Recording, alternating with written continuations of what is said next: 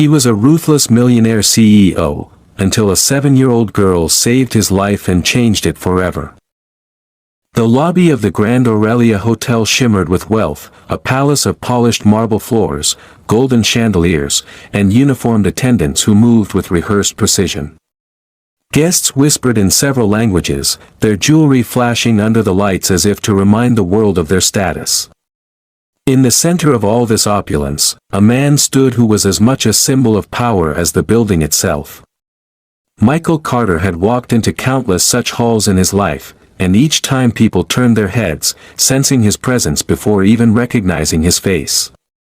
He was tall, broad-shouldered, and carried himself with the composure of someone who never allowed uncertainty to stain his demeanor. His dark hair, immaculately styled, only emphasized the piercing blue of his eyes that had stared down rivals in boardrooms and silenced entire negotiating teams.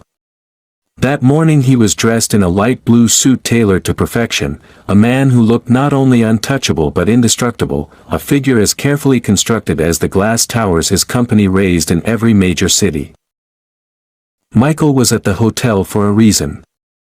In just a few minutes, he was to meet with European investors whose money would determine the next decade of expansion for his empire. The meeting was worth billions, but to him it was simply another step on the path he had always followed: progress, power, profit. He had prepared for it as he prepared for everything, leaving nothing to chance, reviewing the contracts until each clause felt like a line carved into stone. He sat in the conference hall surrounded by aides and lawyers, his calm voice issuing final instructions while his mind ticked forward with the precision of a clock. Nothing about this day was meant to surprise him, because in Michael Carter's world, surprise was another word for weakness. Yet outside of the polished conference room, fate was quietly setting the stage for a moment that would unravel everything he thought he understood. Down one of the ornate corridors of the hotel, where the air was heavy with the scent of flowers and furniture gleamed with polish, a little girl sat waiting. She did not belong to this world of suits and pearls, of deals and power. She was 7 years old, with long blonde hair tied back clumsily, a white dress that had already begun to wrinkle from the day's wear, and a denim jacket that seemed too big for her narrow shoulders. Her shoes were scuffed, her hands small and restless as she clutched the handle of a worn backpack. Her name was Emily. Emily had grown used to blending into the background, unnoticed by the guests who swept past her with their luggage and demands. Her mother worked as a maid in the hotel, often for long hours, and Emily had no choice but to wait for her, sometimes reading, sometimes simply watching the endless tide of strangers. She had learned to make herself invisible, to listen more than she spoke, to take up as little space as possible. Yet her wide blue eyes missed very little, and in her silence she had absorbed the languages and tones of the people who surrounded her. She often pretended the lobby was a stage and she was the only one who knew she was watching a play. On that particular morning, as Michael Carter prepared to sign away millions in a room filled with polished wood and glass, Emily's small world shifted. She had wandered closer to the service entrances, the places where hotel staff moved with hurried footsteps and hushed voices, carrying linens and trays out of sight of the guests. It was there, standing by a doorway half hidden in shadow, that she heard words that did not belong in the walls of this glittering palace.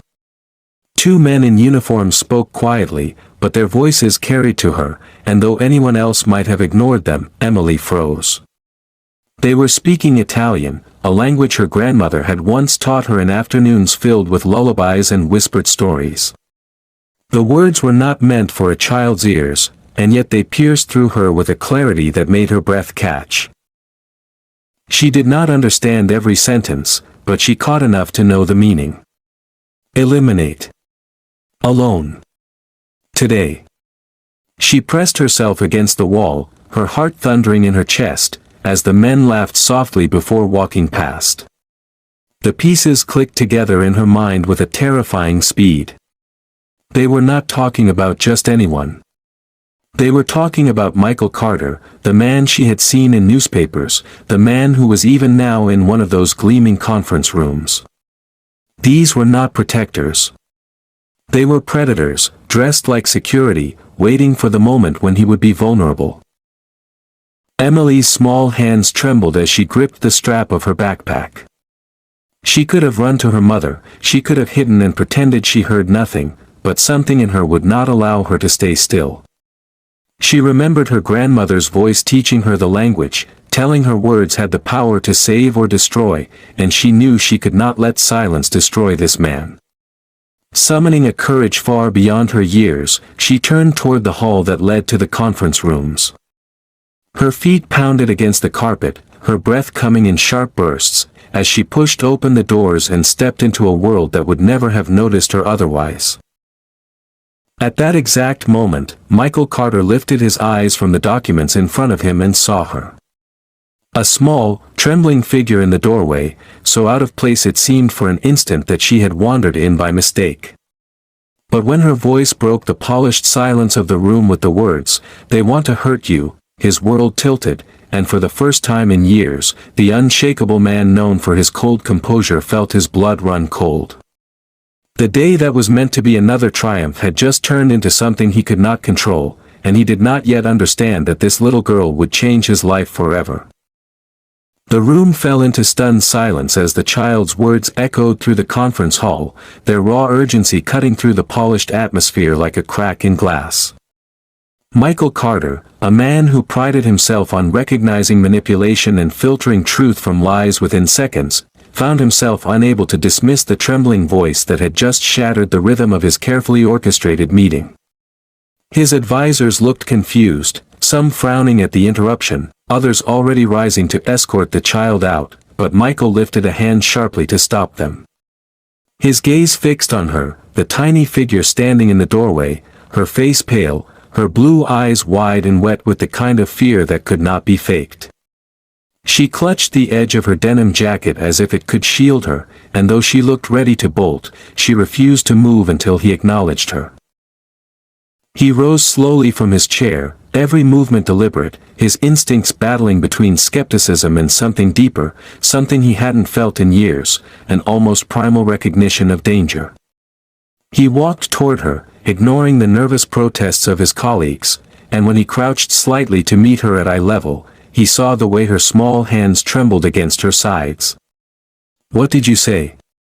His voice, normally so steady, carried a softer note he hardly recognized as his own.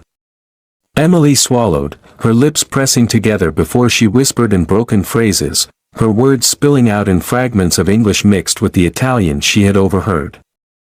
She repeated the chilling fragments, "Eliminate, when he is alone, today." The air thickened.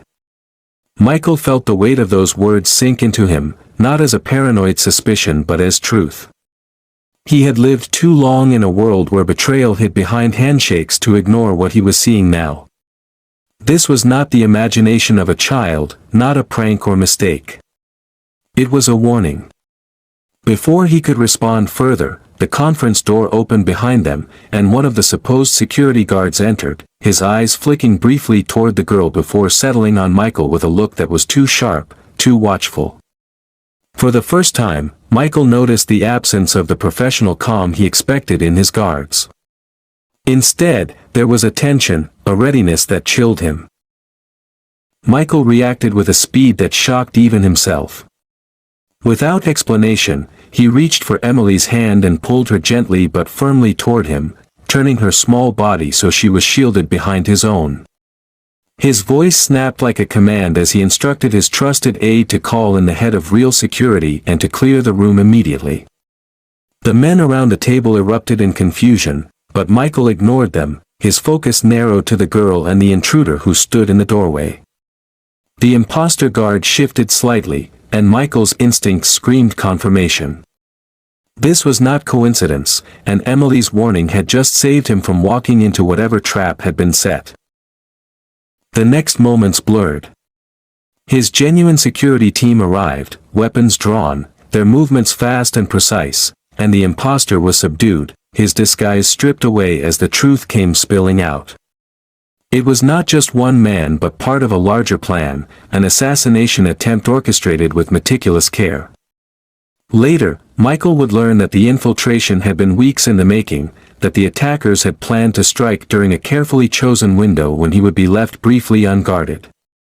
But in that pivotal instant, all that mattered was the trembling girl whose sharp ears and instinctive courage had shifted the balance between life and death. When the immediate danger passed and the room settled into a chaotic mess of shouting, phone calls, and panicked guests being ushered to safety, Michael found himself standing apart from it all, still holding Emily's hand. She looked exhausted, her cheeks flushed, her eyes too big for her small face, but she did not let go of him. He studied her silently, wondering how fate had placed her in his path, and for the first time in his life, the man who thought he had control over every variable realized just how fragile that control was. He knelt again, softer this time, and asked her how she had known. Her voice wavered as she explained that she had overheard them speaking in Italian, and that her grandmother had once taught her enough to understand. Her explanation was simple, childlike in its honesty, but to Michael it carried a weight he could not ignore. He was a man who had survived boardroom betrayals and corporate warfare, who had outmaneuvered men twice as ruthless as himself, yet none of them had ever truly touched him the way this child had in a matter of minutes. She had saved him, not with power or money, but with courage and instinct. He realized, as he looked at her, that everything about his morning had been rewritten. The deal waiting on the table no longer mattered. The investors pacing nervously in the hall no longer mattered. The only thing that mattered was the girl who had just shifted the course of his life, and the gnawing question of why a child like her was here in the first place, unnoticed and unprotected in a world where danger lurked behind uniforms and polished smiles. As the hotel's chaos began to settle and the danger was officially declared neutralized, Michael made a decision that surprised even himself. He would not let her slip back into invisibility, not after this. He would know her name, he would know her story, and he would know why fate had chosen her as the one to break through the fortress of his carefully constructed world. And as he walked her out of the conference room, his hand still enveloping her tiny one, he sensed that his life, once defined by profit margins and power plays, was about to change in ways he could never have predicted. Michael had always believed that fear was something he had outgrown, a weakness left behind in his youth, replaced by the discipline and calculation that had carried him to the top. But in the hours after the incident in the hotel conference hall, as the imposters were dragged away and his security team scrambled to assess the breach, he realized that true fear came not from threats against himself but from what could have happened if he had ignored the voice of the small girl who now sat quietly in his private suite. She looked impossibly small in the oversized armchair, her legs tucked beneath her, her denim jacket wrapped tightly around her as if she were trying to disappear into it. She did not cry, though her eyes were still swollen from earlier tears, and she did not fidget or speak. Instead, she sat still, watching the room with the same alertness that had saved him only hours ago, as though she had already learned that silence often meant survival. Michael dismissed the last of his advisors and closed the door, leaving only himself and Emily in the suite. For the first time since he had met her, there was no chaos, no shouting, no urgency.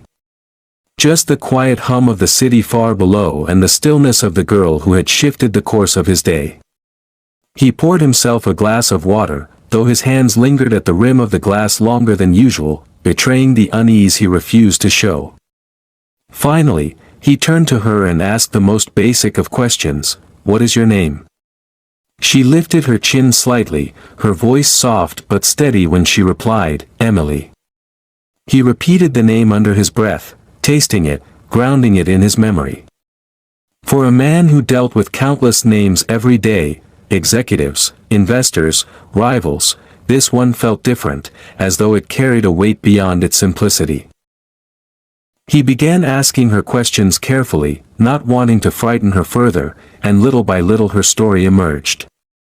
Her mother worked at the hotel, cleaning rooms and working double shifts to cover bills, leaving Emily often to wait in lobbies or wander the halls. Her father was gone, a name she did not mention, a shadow that needed no explanation. Emily spoke haltingly, her small hands twisting in her lap, but every word she offered drew